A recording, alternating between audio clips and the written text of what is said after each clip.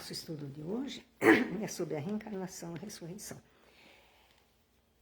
A reencarnação fazia parte dos dogmas judaicos sob o nome de ressurreição, mas os judeus ainda tinham uma ideia incompleta sobre a alma e sua ligação com o corpo.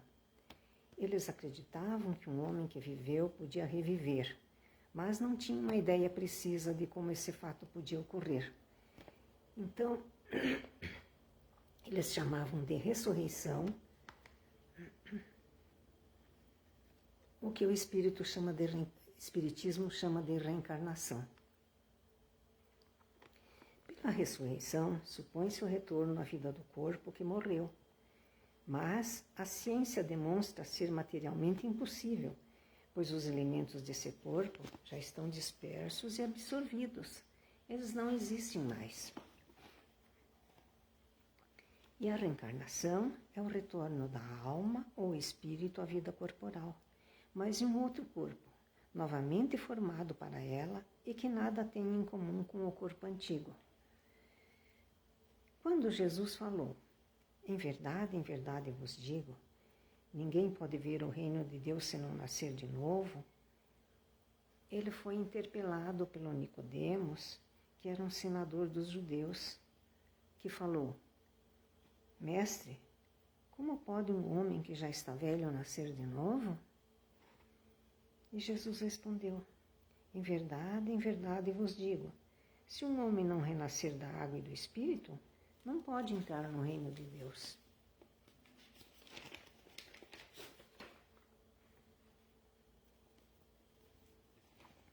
O que é nascido da carne é carne, e o que é nascido do Espírito é Espírito. Então não vos espantais com o que eu vos disse que é preciso que nasçais de novo. O Espírito sopra onde quer e ouvi sua voz, mas não sabeis de onde ele vem e para onde ele vai. Isso nos indica que só o corpo procede do corpo e que o Espírito é independente do corpo. Quando Jesus falou, ouça quem tem ouvidos para ouvir, ele quis dizer que nem todos estavam prontos ainda para ouvir os seus ensinamentos e para entender, compreender certas verdades, que isso aí era só com o tempo que iam conseguir ver. E o nascer de novo. Após anos de meditação e preces, o espírito se aproveita de um corpo em preparo numa família que já morou e que não se deu bem. Ele pede para os espíritos incumbidos de transferir às ordens superiores permissão para ir preencher na terra os destinos daquele corpo que acaba de formar-se. E qual será o procedimento da família escolhida? Vai depender de sua maior ou menor persistência nas boas resoluções que tomou.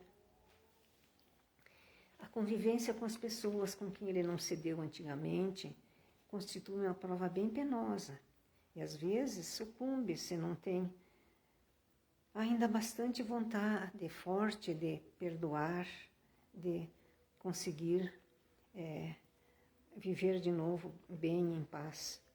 Por isso, nós vemos às vezes repulsas instintivas que notam da parte de certas crianças e que parecem injustificáveis. A sua convivência com a família, havendo compreensão e carinho, vai tornando-se mais fácil, mais harmoniosa.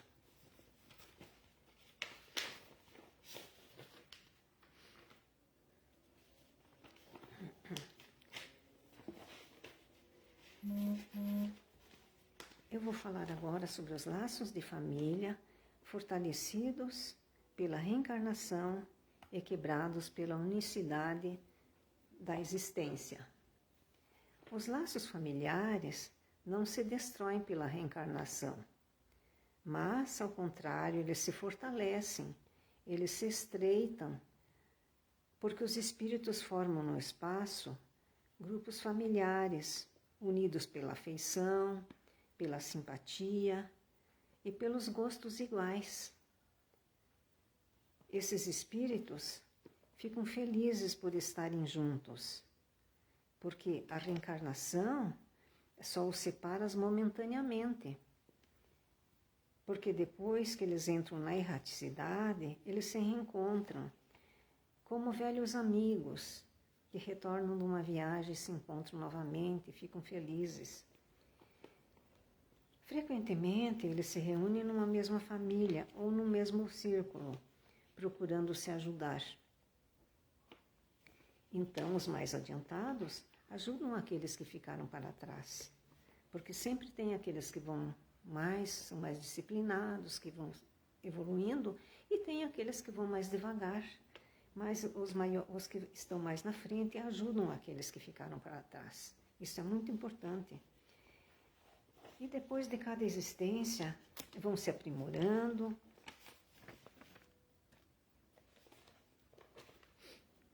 ficando cada vez menos ligados à matéria. Sua afeição é mais viva, não perturbada pelo egoísmo e pelas paixões. Nós estamos falando aqui da afeição real de alma para alma, que é a única que sobrevive à destruição do corpo. Porque aquelas uniões que são feitas somente pelos sentidos não tem nenhum motivo para se procurarem no mundo espiritual, pois as afeições carnais se extinguem com a causa que as fez nascer. Essas pessoas, unidas somente pelo interesse, quando morrem, ficam separadas, tanto na terra como no céu. A união, a afeição que existe entre os parentes, eles são um indício anterior que aproximou muitas almas. Segundo Chico Xavier, ele diz o seguinte, que nós estamos com as pessoas certas para ajustarmos os nossos corações e solucionarmos os nossos problemas. E ainda diz o seguinte, na reencarnação, ninguém erra de endereço. Todos nós vamos nascer naquela família que nós precisamos, naquela família que nós temos que resgatar, coisas que ficaram do passado. Então, é por isso que é interessante que a gente não vai postergando as coisas. Tem gente que diz assim, mas na próxima encarnação eu vou fazer isso, eu vou fazer aquilo. Não, já que estamos aqui, nós estamos aprendendo o Evangelho, Jesus nos ensina, Jesus tem tanta paciência com a gente, então vamos procurar evoluir, aperfeiçoar, porque aí a gente vai cada vez ficando melhor, ajudando os outros. E foi para isso que a gente veio, né? Para isso que a gente reencarnou. A pergunta 166 do Livro dos Espíritos nos fala sobre a reencarnação, que diz assim, a alma que não alcançou a perfeição na vida corpórea, como acaba de depurar-se? Suportando a prova de uma nova existência. Como a alma realiza essa nova existência? Depurando-se, a alma sofre sem dúvida uma transformação, mas para isso lhe é necessário a prova da vida material. A cada nova existência, o espírito dá um passo no caminho do progresso. E quando todos nós fazemos isso, e quando nós nos despojamos de todas as impurezas, resgatamos o que nós fizemos de mal no passado, a gente não tem mais necessidade da vida corporal. Com certeza isso demora bastante, mas nós estamos aqui para isso, nós estamos aqui para caminhar, evoluir, crescer, amar e trabalhar. O número de reencarnações não é igual para todos os espíritos. Aqueles que cumprem sua tarefa com zelo vencem mais rápido e menos penosamente os seus degraus de iniciação, abreviando assim a sua jornada evolutiva. Há mais aqueles que fazem o mau uso da liberdade que Deus lhe deu, retardam seu adiantamento e podem prolongar indefinidamente a necessidade de reencarnar, Por quê? Porque não estão cumprindo com a sua lição, não estão fazendo, então vão deixando, ficam ali na zona de conforto e também não vão para frente, porque a gente não retrocede, não vai para trás no que a gente já aprendeu, mas a gente fica estacionado. Por isso que nós precisamos estudar o Evangelho, aprender a convivência com os outros, amar os nossos semelhantes, amar o nosso próximo, porque aí a gente vai exercitando a nossa fé, nós vamos conseguindo cumprir com aquilo que a gente se propôs para vir e para ir diminuindo o número das nossas reencarnações. A reencarnação faz o ser humano exercitar a independência, quando propõe que ele é um viajante temporário entre as pessoas. Não obstante, ela não destrói os laços do amor verdadeiro, mas ela cria diversos vínculos afetivos entre as almas. Isso que é importante, que ela cria o vínculo entre as almas. Que pais, cônjuges, filhos e amigos voltam a conviver em épocas e em posições completamente diferentes, estabelecendo na consciência uma maneira universalista de ver os relacionamentos da afeição e da simpatia, sem aprisionamento ou dependências. Mas aqui é muito importante a gente compreender que mesmo quando a gente vem em família, a gente não vem para a Terra para fazer só aquilo que a gente quer, só aquilo que nos agrada, satisfazer os nossos caprichos. A gente não deve também nos ver como devedores ou cobradores uns dos outros em nossas famílias, em nosso meio em que vivemos. Mas devemos de ser criaturas companheiras que vieram cumprir uma trajetória evolutiva, ora juntas no mesmo séquito consanguíneo. Cada pessoa que vive nesse planeta deve aprender suas próprias lições. Por isso, nós não devemos fazer os deveres dos outros, porque cada um aprende com as suas próprias experiências e no momento propício, como existe aquele velho ditado, dá o anzol, ensina a pescar. Não adianta a gente pescar pelos outros, porque cada um tem o seu tempo. Cada um vai com suas experiências, vai vivenciando, vai aprendendo e vai diminuindo o nosso tempo, as nossas encarnações. Não nos lembrarmos das vidas passadas, está nisso a grande sabedoria de Deus. Porque se nós lembrássemos do mal que fizemos, ou dos sofrimentos que passamos, daqueles que nos prejudicaram ou que nós prejudicamos, nós não teríamos condições de viver entre eles atualmente. Por quê? Porque muitas vezes os inimigos do passado hoje são nossos filhos, nossos irmãos, nossos pais, nossos amigos do nosso círculo de amizade, que presentemente se encontram junto de nós para a reconciliação. E é para isso que existe a reencarnação. Certamente, hoje, nós estamos corrigindo os erros praticados contra alguém, ou mesmo sendo amparados e auxiliados por aqueles que nos prejudicaram no passado. Porque assim como a gente prejudicou alguém, alguém também prejudicou a gente, então a gente está nessa reencarnação para resolver essas pendências.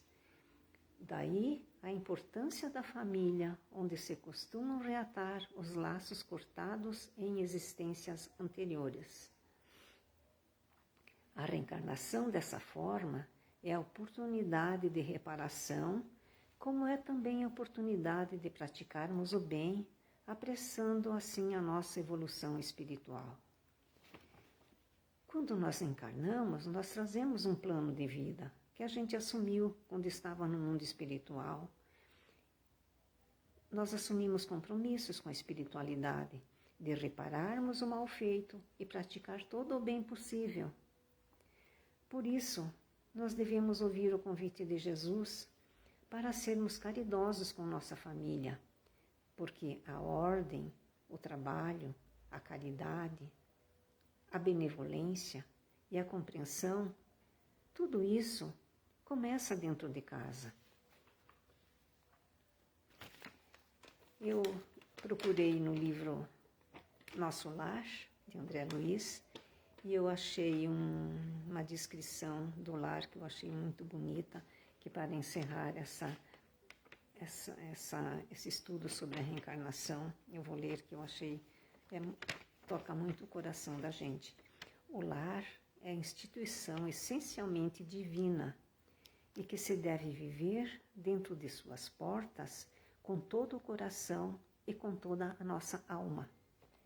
Quando não há tolerância e nem fraternidade, apaga-se a beleza luminosa do amor.